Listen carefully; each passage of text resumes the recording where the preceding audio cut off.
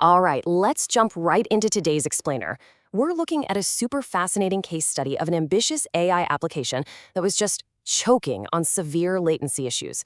We're going to break down exactly how to diagnose and, more importantly, cure these performance bottlenecks using the open standard of OpenTelemetry. If you've ever built something that works but runs so slowly it drives you crazy, yeah, you're definitely going to want to pay attention to this one. I mean, we've all been exactly where this developer, Sammy, found himself, right? You build this incredible application, you pour your heart into it, but it just doesn't perform the way you need it to. And the worst part, you feel totally blind to what's actually happening inside. Sammy said his code felt like a black box. He knew there was a problem, but without being able to look under the hood, he literally couldn't pinpoint the exact cause of the slowdown. And the real agonizing pain point here was the number 96. That is a 96-second wait time. Just imagine a user clicking a button and having to wait over a minute and a half for something to load. In today's tech landscape, that is an absolute eternity. It was completely killing the hype for his users, turning what should have been a magical experience into just pure frustration. Section 1. The AI Agent Bottleneck.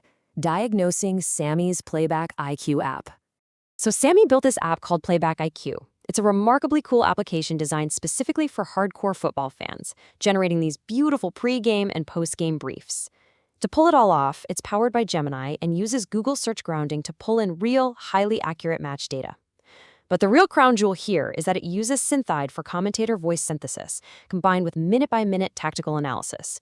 We are talking fully voiced, dynamic podcast briefs that genuinely sound like a professional commentator hyping up a match, like, say, Morocco versus Portugal. The actual output? Absolutely stunning. It's an immersive audio-visual treat with real-time animations. But an otherwise brilliant app saddled with a 90-plus second wait time is suffering from a fatal symptom. The massive delay in synthesizing all that amazing audio meant fans were just sitting there staring at a loading screen. And honestly, it's a total buzzkill to wait that long just to get hyped for a match. The core concept was a clear winner, but the performance, a massive bottleneck. Section 2. Instrumenting with OpenTelemetry, the code X-ray. Enter OpenTelemetry. You can think of this as our diagnostic scanner. It's an open standard for transmitting events that occur within your code straight to a centralized server. So instead of treating the application like this mysterious black box, OpenTelemetry captures every single event, every function call, every tiny little operation, and sends it all to a central hub so we can actually analyze the precise flow of execution. And the instrumentation process itself, it's actually incredibly straightforward when you break it down. First up, you instantiate a tracer, which is basically just a utility used to collect events. Second, you initialize a span. Now, a span is essentially a collection of related events grouped together, letting you track a specific process from start to finish. And finally, you capture metadata and token usage. This is huge because it means you don't just know how fast it's running, you know exactly what your application is thinking and exactly how much it's costing you to run those AI models. Section 3. Visualizing the performance bottleneck, Google Cloud Trace reveals the truth. Okay, this is where things get really cool. The telemetry data from Sammy's app flows right into Google Cloud Trace, and it completely transforms how we understand what the code is doing. Google Cloud Trace actually generates a Gantt-like waterfall chart of those spans we just talked about. By looking at the parent-child span relationships, developers can visually trace the exact path of execution. You aren't just seeing that the overall function took 1 minute and 36 seconds, you are identifying the critical path. You can spot exactly which specific child span, in this case the text-to-speech synthesis routine, is just stretching all the way across the timeline and holding up the entire application. And that trace exposed a fatal flaw.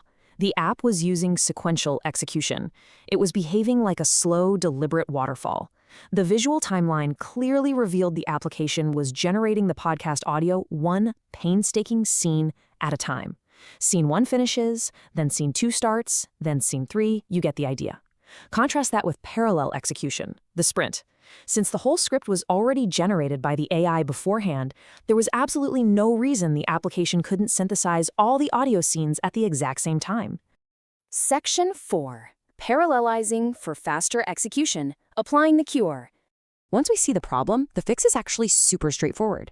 With the help of an AI coding agent acting as an assistant, Sammy simply instructed it to execute all the text-to-speech synthesis in parallel. The agent quickly identified the specific functions responsible for the voice synthesis, specifically where it called the synth ID engine, and restructured the code so that multiple audio scenes would be generated simultaneously rather than waiting in a single file line. The results? Completely immediate.